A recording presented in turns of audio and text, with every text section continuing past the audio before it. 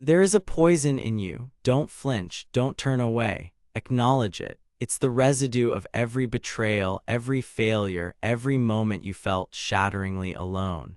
For years, you've seen this poison as a curse, a source of shame, a weakness that sets you apart from the normal people who seem to glide through life. You've tried to hide it, to dilute it, to numb it. But what if you've been looking at it all wrong? What if, as the alchemists believed, the only difference between a poison and a cure is the dose, and the intention of the hand that wields it? What if that very poison that you believe is killing you is actually the key ingredient for the most powerful medicine in the world? What if your deepest wounds are not a sign that you are broken, but a sign that you were born for something more? Carl Jung, one of the greatest explorers of the human soul, understood this profound paradox. He knew that the path to becoming a beacon for others is not paved with perfection, but with the brutal, honest, and courageous integration of one's own darkness. The greatest healers are not those who have never been sick. They are the ones who have been to the abyss, who have wrestled their own demons in the dark, and who have returned not unscathed but with a map. Today, we are not here to offer you platitudes or gentle reassurances. We are here to hold up a mirror. We will explore the 10 definitive signs rooted in the deep wisdom of psychology and archetypal truth that you carry the mark of the wounded healer. These are the signs that your pain was never random. It was a crucible, a forging, an initiation. This is the evidence that you were born to heal.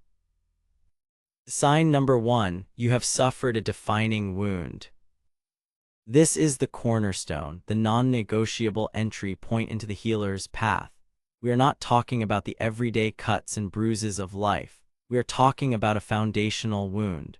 A wound so deep it fundamentally altered the architecture of your soul. This could be the wound of abandonment, of profound loss, of being the outcast, the scapegoat. It's the experience that cleaved your life into a before and an after. In Greek mythology, the greatest healer and teacher was the centaur Chiron. He was wise, noble, and skilled in the arts of medicine. Yet he suffered from an incurable wound, accidentally struck by a poisoned arrow. He could heal everyone else, but he could not heal himself. This eternal ache was the very source of his profound compassion and wisdom. His pain was his professor. You know this wound. It's the ghost in the room of your success. It's the quiet ache on a perfect summer day. For years you have seen it as your greatest liability.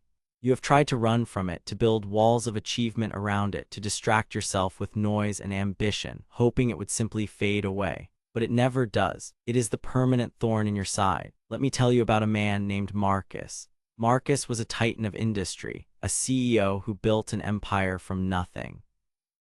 He was ruthless, sharp, and commanded respect.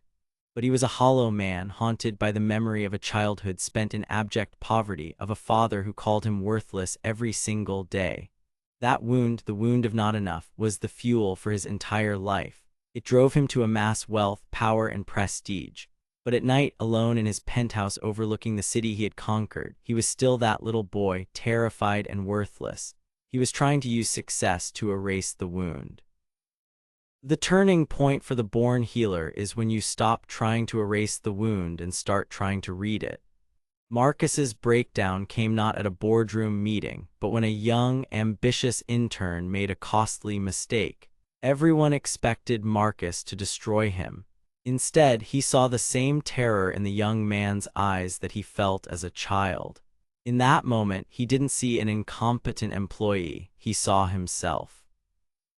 He called the intern into his office, and for the first time he didn't talk about profit margins. He talked about the crippling fear of failure. He shared a piece of his own wound. This one act of authentic connection transformed his entire company. He began mentoring, not from a place of superiority, but from a place of shared fragility. He realized his wound wasn't a mark of shame, it was a source of unparalleled empathy. He couldn't heal his own past, but he could use the wisdom forged in that fire to guide others. The brutal truth is this: your defining wound is not your weakness. It is your credential. It is your qualification for a deeper level of human connection. The world does not need more perfect, sterile, untouched leaders. It is drowning in them. The world is crying out for those who have been broken and have learned to make a mosaic from the pieces. Your first step is to stop running. Turn and face the wound. Don't judge it. Don't pity yourself. Ask it a question. What did you come to teach me? Your pain is not a punishment. It is a curriculum, and you have been enrolled in the master class.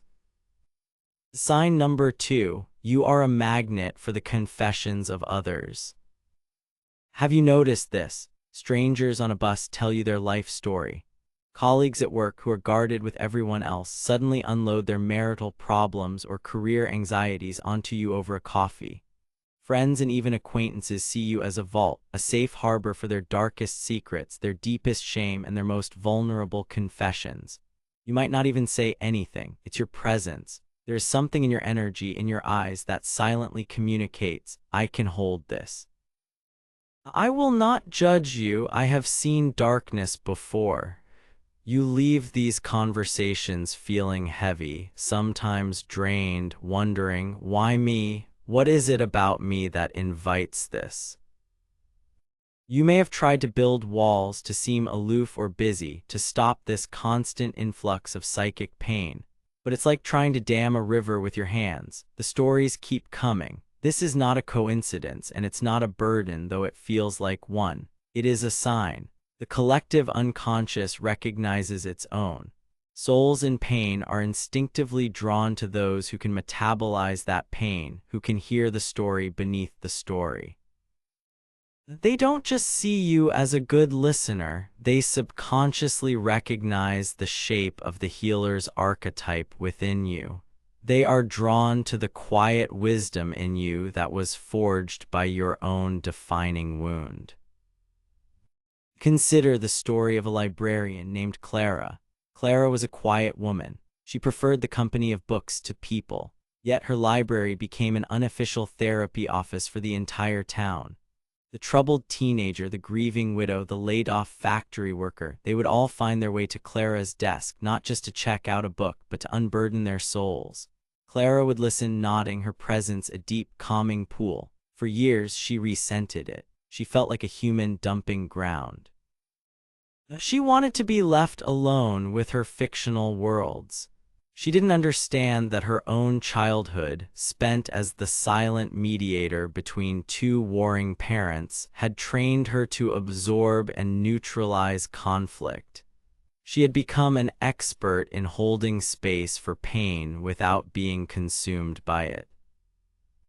Her transformation began when she stopped seeing it as a curse and started seeing it as a craft.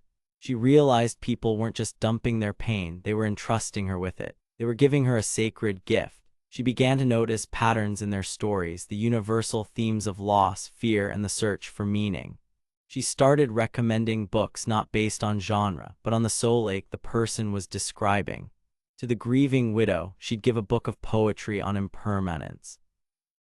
To the angry teenager, a story of rebellion and redemption. She wasn't giving advice. She was giving them mirrors, archetypal maps in the form of stories. She turned her burden into a silent, profound ministry. She had become a bibliotherapist, a healer of the soul through narrative. If you are a magnet for confessions, the next step is to become a conscious alchemist. Stop being a passive receptacle and become an active transformer. When someone entrusts you with their story, listen with two sets of ears. The first set hears the facts, the drama, the pain. The second, deeper set listens for the archetype. Is this a story of the hero's journey, of the orphan searching for home, of the martyr sacrificing themselves? By recognizing the universal pattern, you can hold their story without being drowned by it. You don't have to fix them. You don't have to solve their problems. Your job is simply to provide a space so safe that they can hear their own soul speaking. Your magnetic quality is not a flaw in your energetic shielding. It is the universe sending you its wounded because it knows you know the way home. Sign number 3, you feel an intense, almost painful empathy. This is not the polite, "I'm so sorry for your loss" kind of empathy. This is a visceral, body-level empathy. When a friend is heartbroken, you feel a genuine ache in your own chest. When you see injustice on the news, you feel a hot surge of anger and helplessness that can ruin your day. You feel the emotions of others as if they were your own weather systems, passing through your internal landscape. This hyperempathy has likely caused you immense pain. It has made you feel porous, undefended, and raw. You've probably been told you're too sensitive, that you need to toughen up. What you have is not a character flaw. It is a highly specialized diagnostic tool. Jung spoke of the participation mystique, an archaic state of being where the boundaries between self and other are blurred. For the born healer, this is not an archaic regression, but an advanced form of perception. You are wired to feel the subtle energetic and emotional currents in any room, in any person. You don't just hear what people say, you feel what they mean. You feel the dissonance between their confident words and the trembling fear underneath. Imagine a musician named Leo. From a young age, Leo could feel the emotional key of any room he walked into. Family gatherings were a cacophony of unspoken resentments and anxieties that left him exhausted. He couldn't watch violent movies or even listen to certain types of music because the emotional charge was too overwhelming. He sought refuge in his own music, creating complex soundscapes that mirrored the chaotic inner worlds he perceived. For a long time, he thought he was mentally unstable. He felt like an open wound in a world of salt. The shift happened when he began working with sound healing. He discovered that his sensitivity was not a liability, it was his superpower. He could sit with a client and literally feel where their emotional energy was blocked or discordant. He could feel the shrill frequency of anxiety in their solar plexus or the dull, heavy thrum of grief around their heart. He then used his instruments, tuning forks, singing bowls, his own voice, to create a resonant frequency that would help their system recalibrate. He wasn't just playing notes, he was engaging in a form of vibrational alchemy. He was using his painful empathy not as a receiver, but as a tuner. He learned to differentiate between my pain and their pain, holding space for their discordance without letting it become his own. If you possess this intense empathy, you must learn energetic sovereignty. It is not about building walls, it is about defining your container. The brutal truth is, if you don't, you will burn out. You will become a martyr, not a healer. Your action plan is twofold. First, you must have non-negotiable practices for clearing your energy.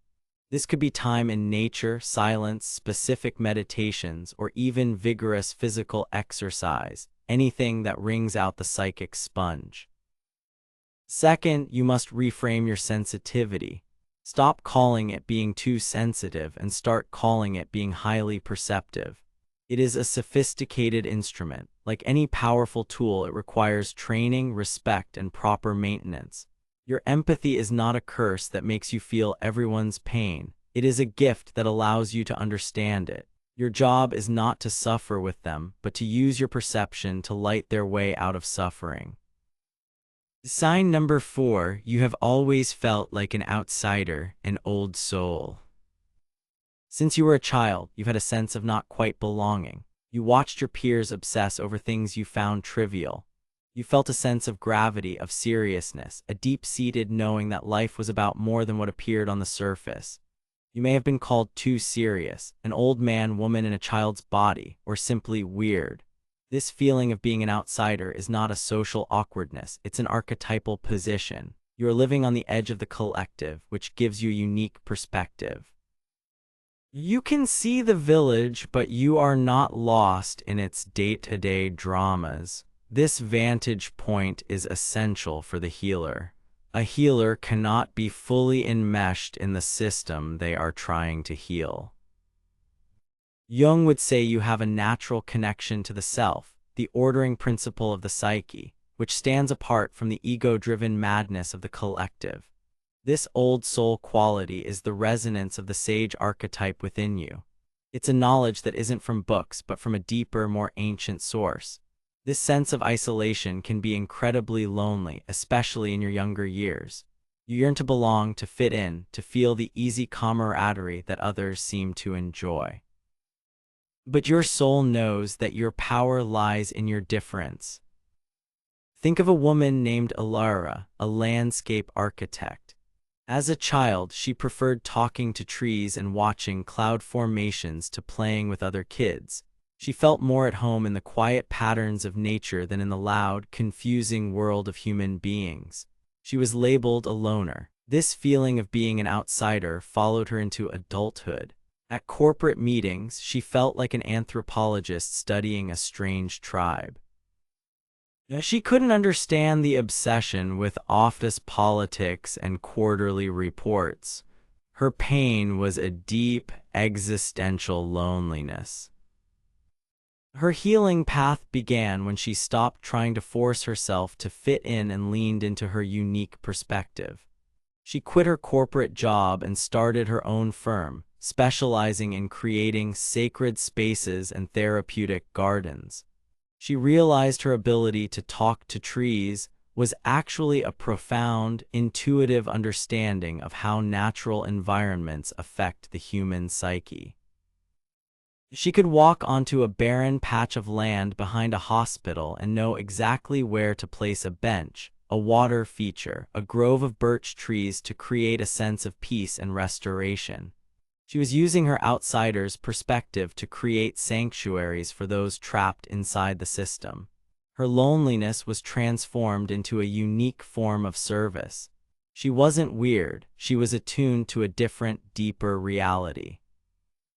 If you are the eternal outsider, your work is to alchemize your loneliness into solitude and your solitude into vision. Stop apologizing for your seriousness. Stop trying to dumb down your perception to match the room. Your separateness is your sacred ground. It is your watchtower. From there you can see the patterns that everyone else, caught in the thick of it, misses entirely. You can see the collective neurosis, the cultural dead ends, the coming storms. Your brutal task is to accept that you may never fully fit in. Your purpose isn't to be one of the crowd, it's to be a guide for the crowd. Embrace your unique vantage point. It is not a sign of your isolation, but a sign of your role. Sign number 5. You are drawn to the shadow. While others seek light, comfort, and positivity, you find yourself inexorably drawn to the dark, the complex, the broken. You are fascinated by psychology, by true crime, by the histories of fallen empires, by art that explores the grotesque and the melancholic. This is not a morbid curiosity. It is the instinct of the shaman, the psychopomp, the guide of souls. You understand intuitively that true healing and wholeness do not come from ignoring the darkness, but from turning to face it, understanding it, and integrating it. You are not afraid to ask the hard questions, to sit with uncomfortable truths, to explore the basement of the human psyche. Jung's entire psychology is built on this principle. The shadow, he taught, is not evil. It is simply all the parts of ourselves that we have repressed, denied, and disowned. The more we deny it, the more monstrous and destructive it becomes. It projects itself onto others, creating enemies, scapegoats, and wars. The born healer is the one who is not afraid to do their own shadow work, and therefore has the capacity to help others face theirs. You are drawn to the shadow because you know on a soul level that that's where the gold is hidden.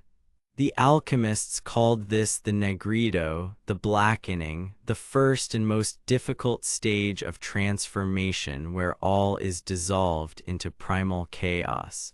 You are not afraid of the negrito. Let me tell you about a therapist named Ben specialized in working with the most difficult cases. Addicts, criminals, people with severe personality disorders. His colleagues were burning out, becoming cynical. But Ben seemed to thrive. His secret was that he saw the shadow not as a pathology to be eliminated, but as a source of immense, trapped energy and archetypal power. He had done his own brutal shadow work, confronting his own capacity for rage, for deceit, for cruelty. He had wrestled his own inner demons to a standstill. One of his clients was a man imprisoned for violent outbursts. The man saw himself as a monster. In their sessions, Ben didn't focus on anger management. He asked the man about his dreams, his fantasies. The man described dreams of being a powerful Viking, a berserker.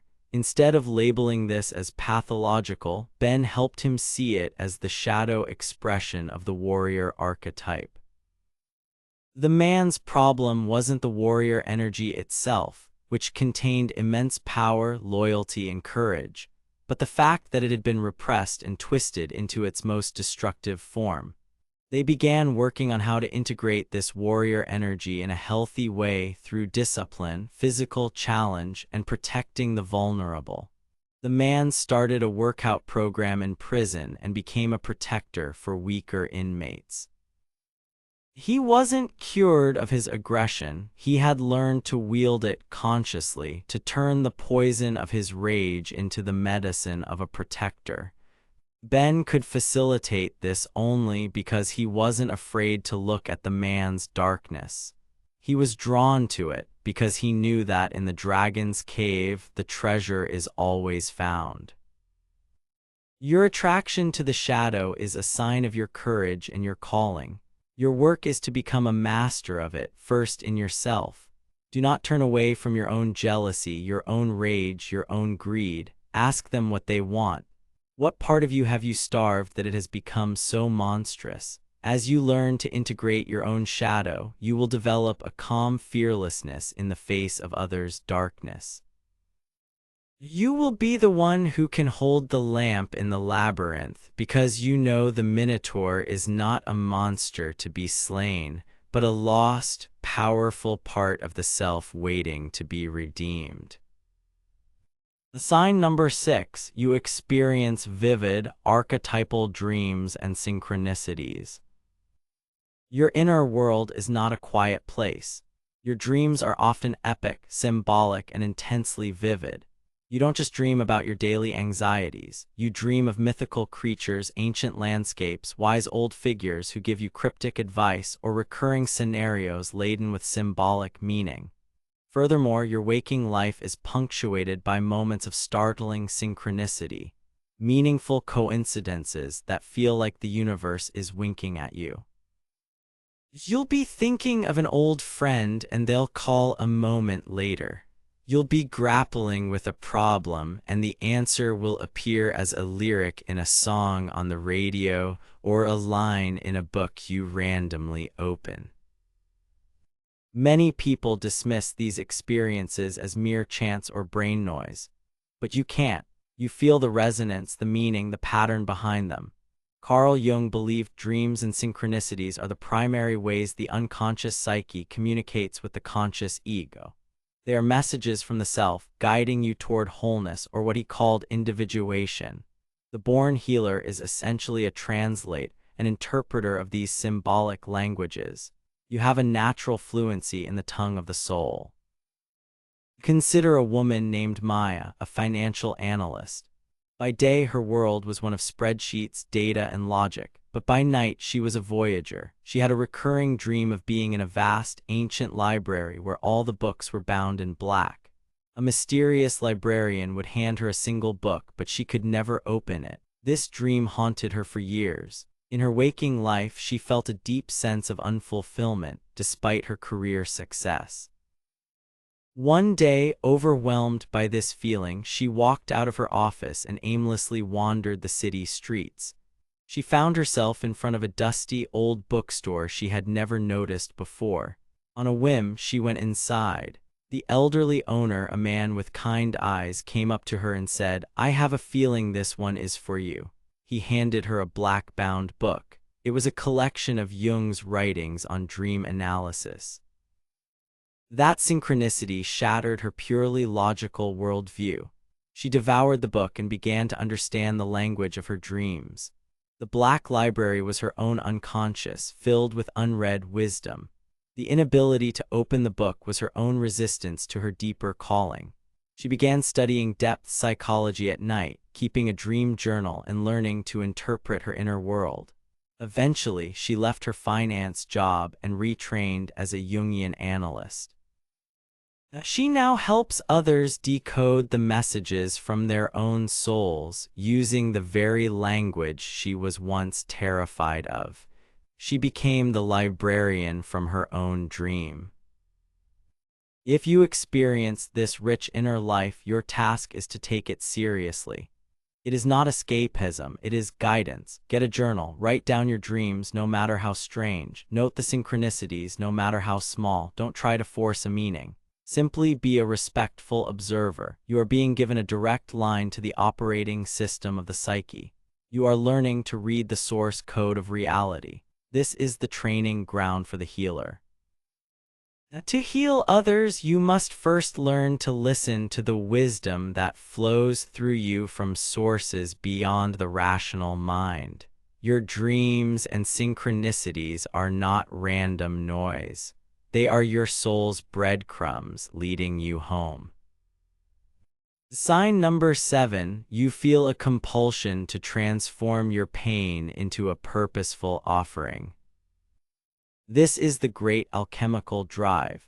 For the born healer, suffering cannot remain inert. It cannot simply be gotten over or moved on from.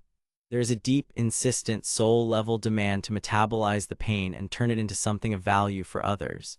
The pain must become a project, a book, a community, a method, a form of service.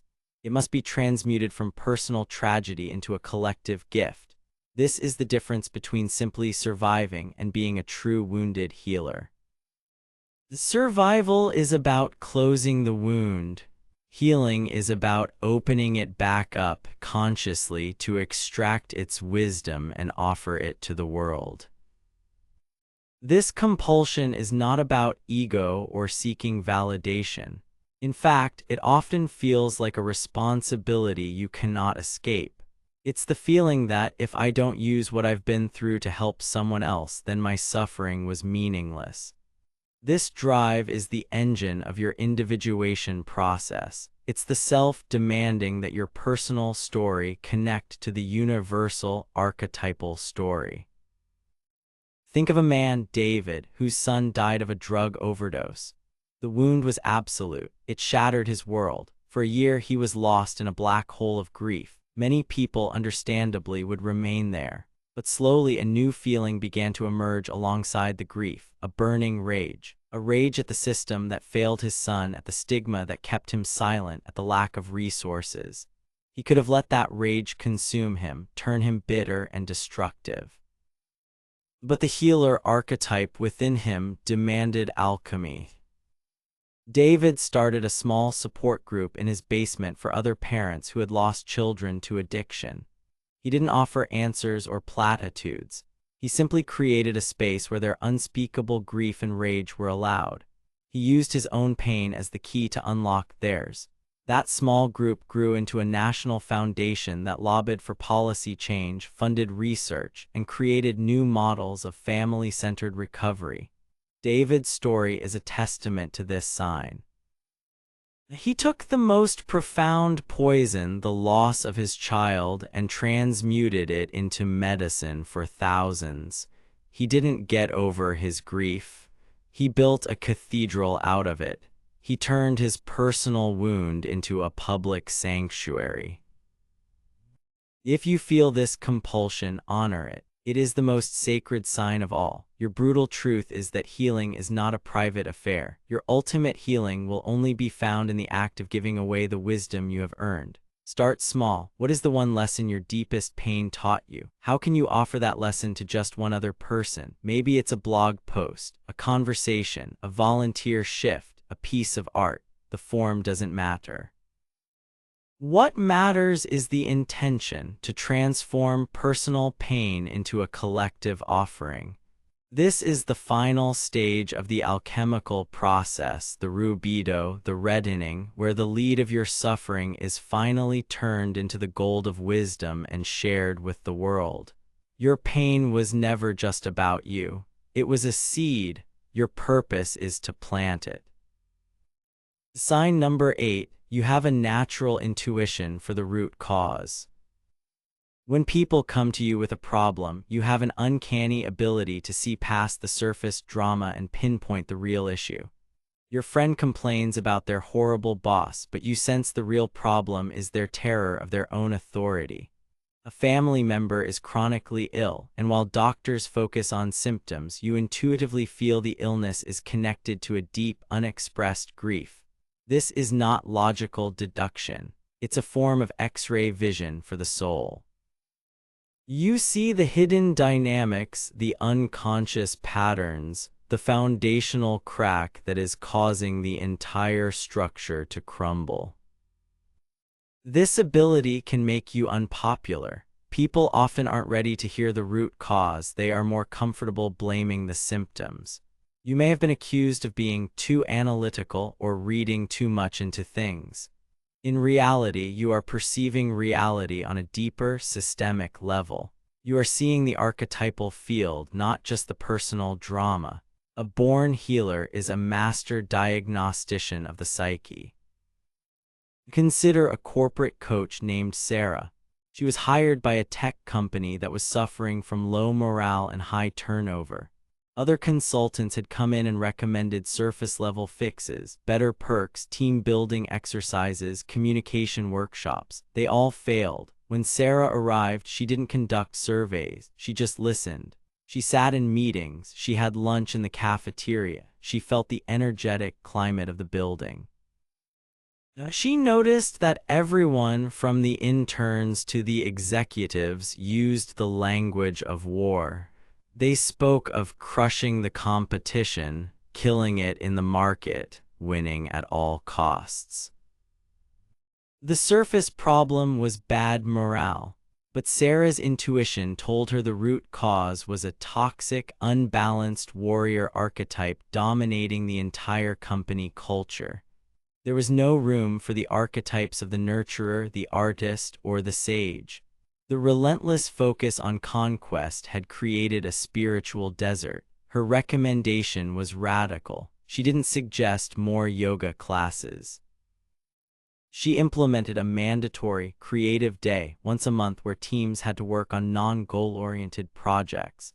She started a mentorship program pairing senior executives with new hires, forcing a nurturing dynamic.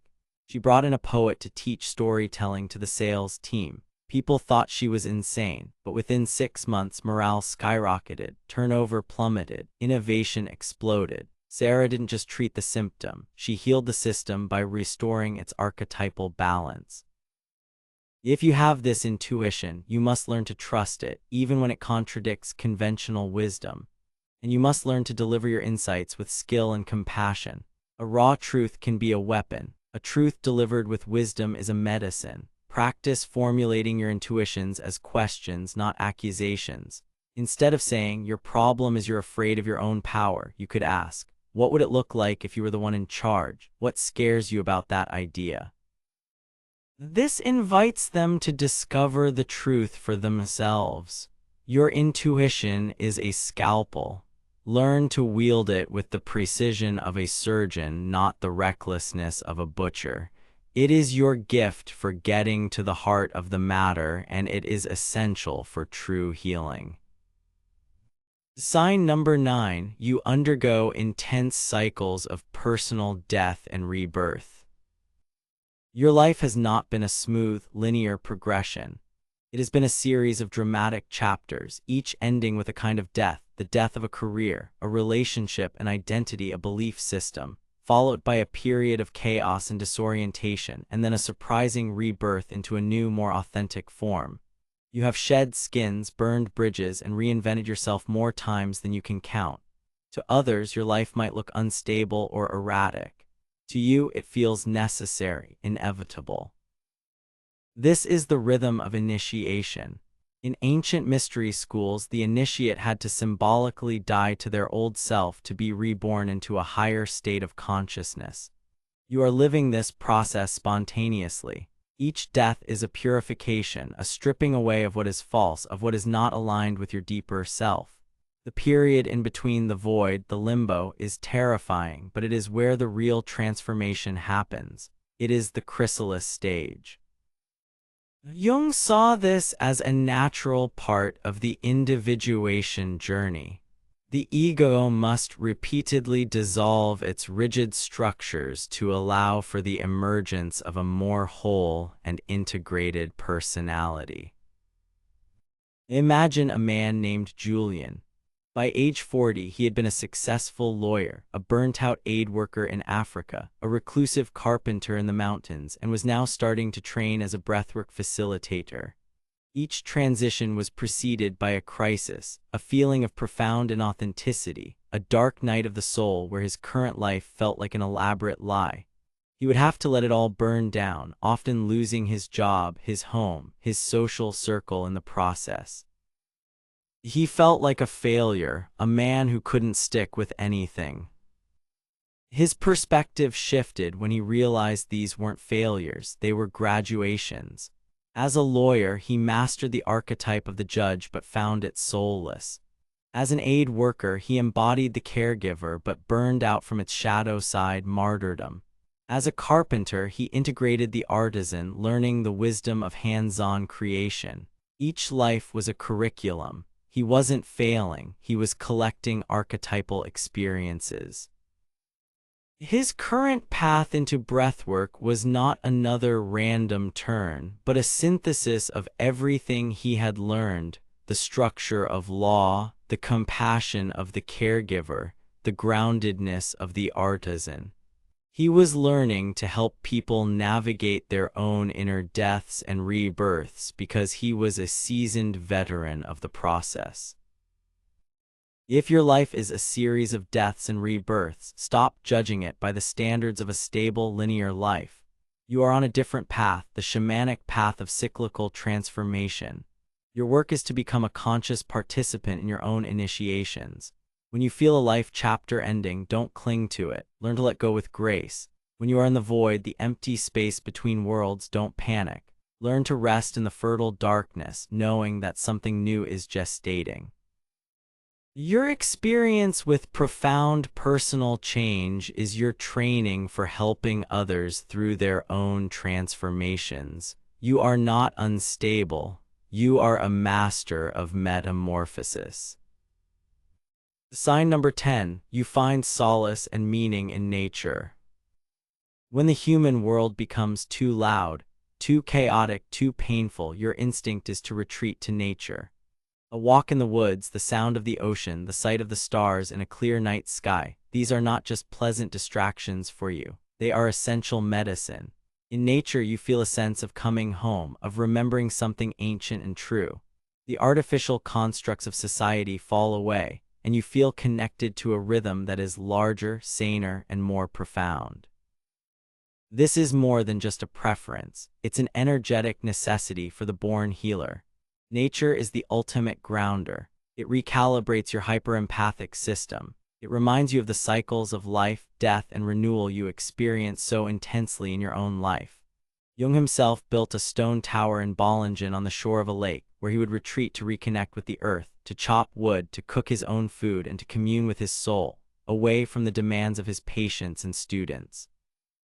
He knew that to work with the human psyche, one must remain rooted in the great psyche of the earth, of anima mundi, the soul of the world. Think of the first sign we discussed, the defining wound. Nature teaches the ultimate lesson of the wounded healer. A forest fire sweeps through, leaving blackness and devastation. It looks like the end. But soon from the ash, new life emerges, more vibrant and resilient than before. A tree is struck by lightning, leaving a great gnarled scar down its trunk. But the tree doesn't die. It grows around the wound, incorporating it into its structure, making it a source of character and strength. Nature does not hide its scars. It displays them as proof of its resilience. If you're drawn to nature, it is your soul seeking its source and its teacher. Make it a non-negotiable part of your life. It is your charging station, your therapist's office, your temple. When you are feeling overwhelmed by the pain you absorb from others, go and put your hands on a tree. Feel its slow, steady strength. When you are lost in a cycle of death and rebirth, go and watch a river. See how it constantly changes, yet always remains itself. When you feel the pain of your own wound, look at the moon, which is beautiful and whole even in its phases of darkness and slivered imperfection. Your connection to nature is your connection to the ultimate healer. It teaches you that every wound can be integrated, that all darkness gives way to light, and that you are part of a web of life so vast and intelligent that it can hold all the pain in the world and still produce flowers in the spring. It is the final sign, the one that holds all the others. You are born to heal because you are a child of the earth, and she has never forgot how to make things whole again. So look at these 10 signs. Be brutally honest with yourself. This is not a checklist for the ego. It is not about claiming a special title. It is a diagnostic tool for the soul. If you see yourself in these patterns, the time for confusion, for shame, for feeling cursed by your sensitivity and your pain is over. These are not signs that you are broken. They are signs that you have been called. Your wounds have made you a cartographer of the soul's most treacherous landscapes. Your empathy is a finely tuned instrument. Your attraction to the shadow is a mark of your courage. Your life of constant change is your initiation. You were born to take the poison of your own suffering and through the alchemy of courage and compassion, transform it into the medicine the world so desperately needs. The question is no longer if you were born to heal. The only question that matters now is, will you finally answer the call?